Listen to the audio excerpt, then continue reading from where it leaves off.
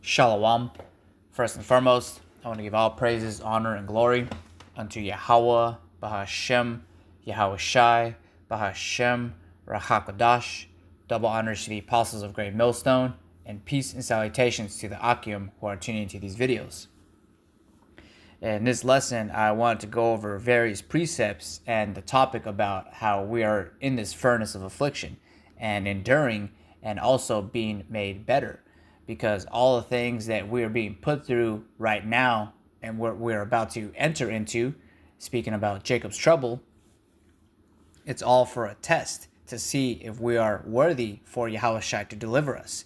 We are being proved right now. With all the chastisements and things that we have to go through, we have to understand that there's a spiritual thing that's happening. We're all learning in a sense. And so I'm going to start off by reading this in Proverbs 24:10. If thou faint in the day of adversity, thy strength is small. So there's no time. This is not time to have your strength falter. But rather, this is the time where you should be honing on your strength and working for your own salvation with fear and trembling. And so with this wisdom, knowledge, and understanding, it's going to keep you stable in these last days to the point where you're going to basically rely on faith alone. So right now, if you're fainting and struggling for certain things, definitely ask Yahweh B'Shem Yahweh Shai for the increase, because it's only through him that we're getting these spiritual blessings. I'm going to read that precept in 1 Corinthians 3, and I'm going to start at verse 6.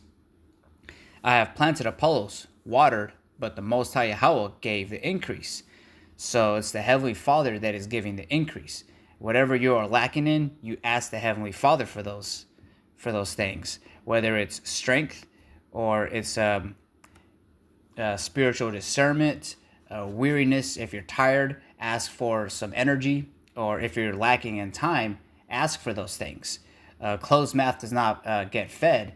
And so this definitely, while we're being proved in these things, the Heavenly Father is requiring you to pray for him for the things that you're lacking in. Let me see. I'm going to read this here in Isaiah 48:10.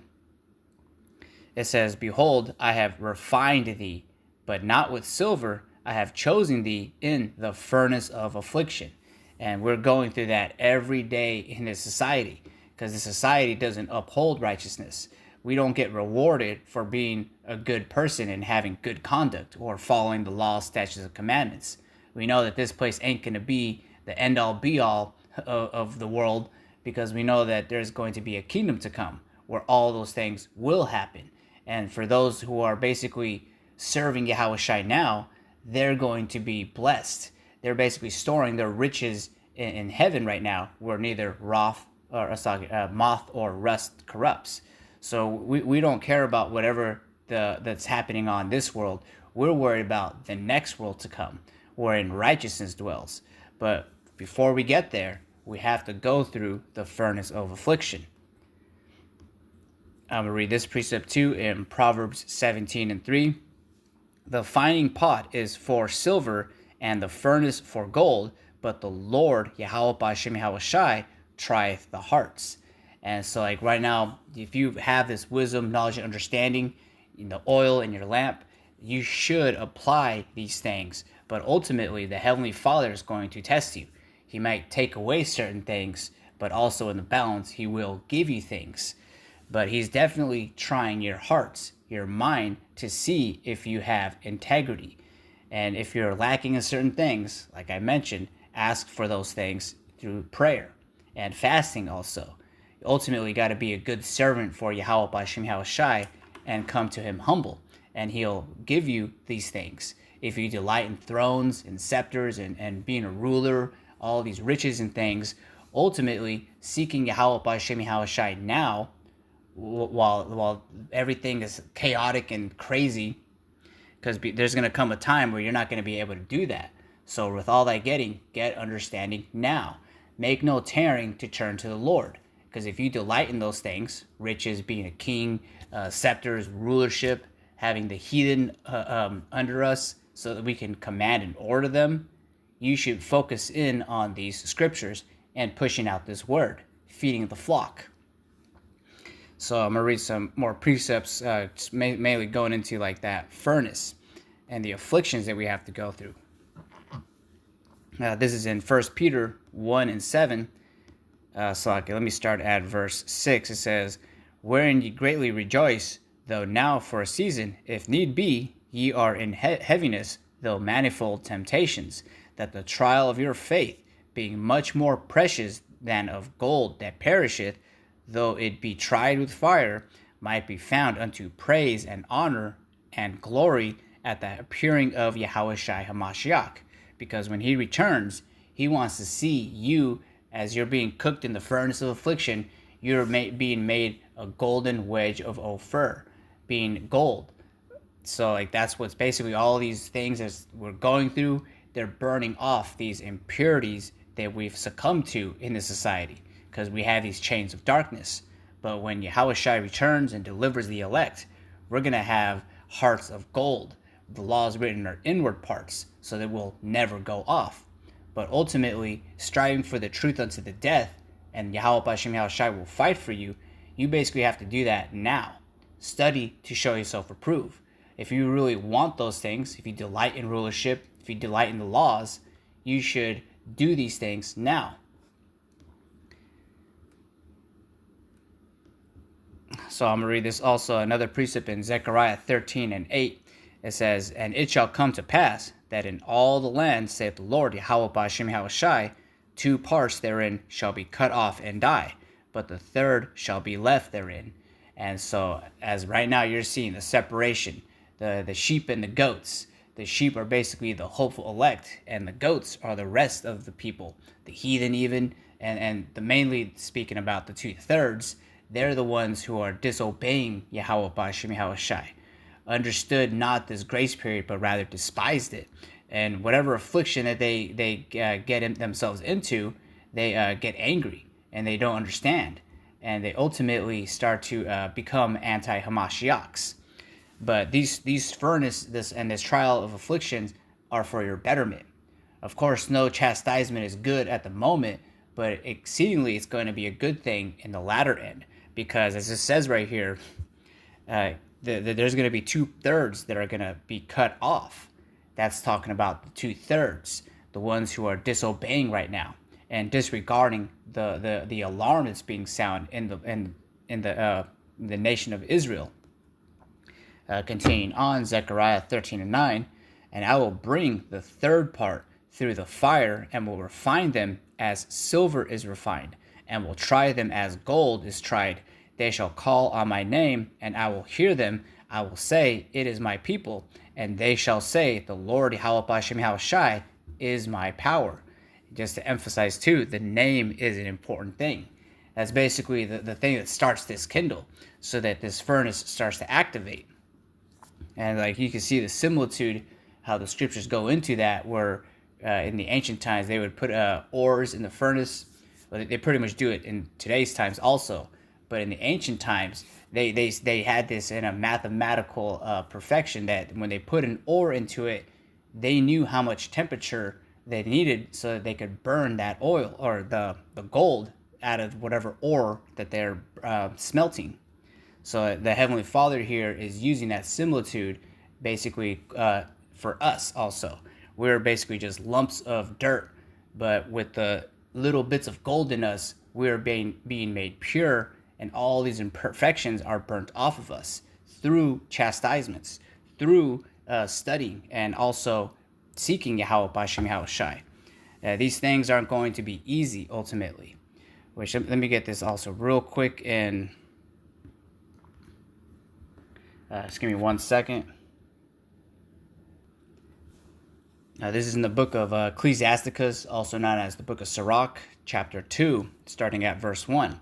It says, "My son, if thou come to serve the Lord, prepare thy soul for temptation." And if you come into this ministry, this is like we give heed to people, and we let them know that this is like a very serious thing. Once that furnace is on, it's going to start affecting you. You might lose a few things. You might lose your house. You might lose your job. You might even lose your woman. And you can look at the accounts of Job, and he kept his integrity, and he got all those things twofold. So you have to understand that that is for your betterment. But nonetheless, we do give you that warning that when you come to serve Yahweh B'Shem Yahushai, you better prepare yourself for the spiritual battle that is at hand. Verse 2, it says, "Set thy heart aright and constantly endure, and make not haste in time of trouble. Cleave unto him, and depart not away, that thou mayest be increased at thy last end." And this furnace of affliction is what's increasing us. Like I just said, that like we're basically just lumps of dirt. But when we're in that furnace, we're being made pure so that the more valuable parts are shown. I have Googled a few pictures of like some gold ore specimens. Now, if you know a little thing about like minerals and stuff like that, gold is found in certain places, but then when it's in ore, there's a lot of other stuff.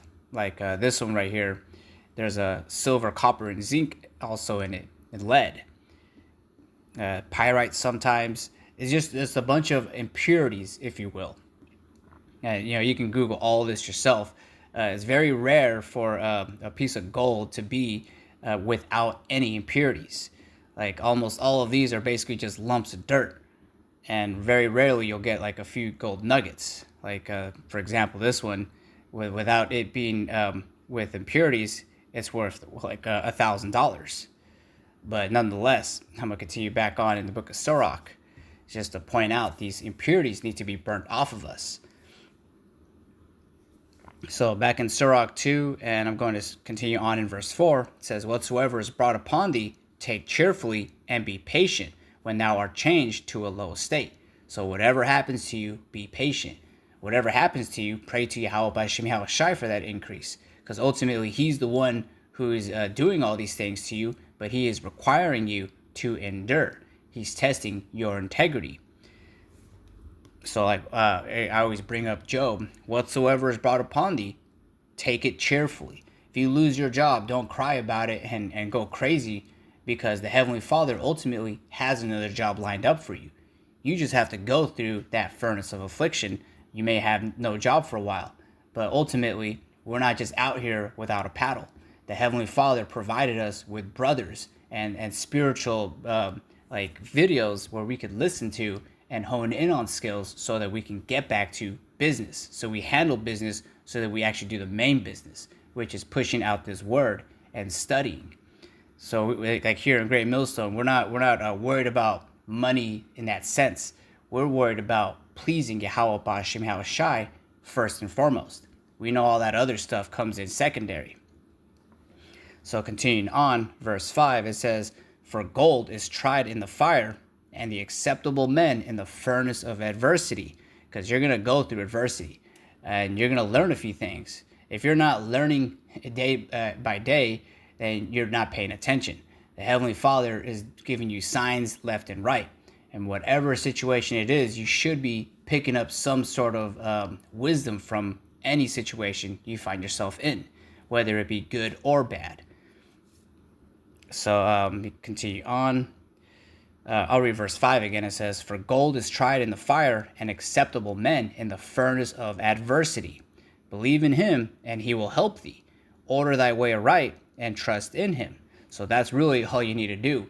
If your house is in a situation, because I always bring up these carnal situations, like if your woman leaves you, just remember what the scriptures said, what happened aforetime for our learning, so that we can go through that with a smile on our face. Because that's ultimately what the Heavenly Father wants. He wants to see you happy while you're going through his walk.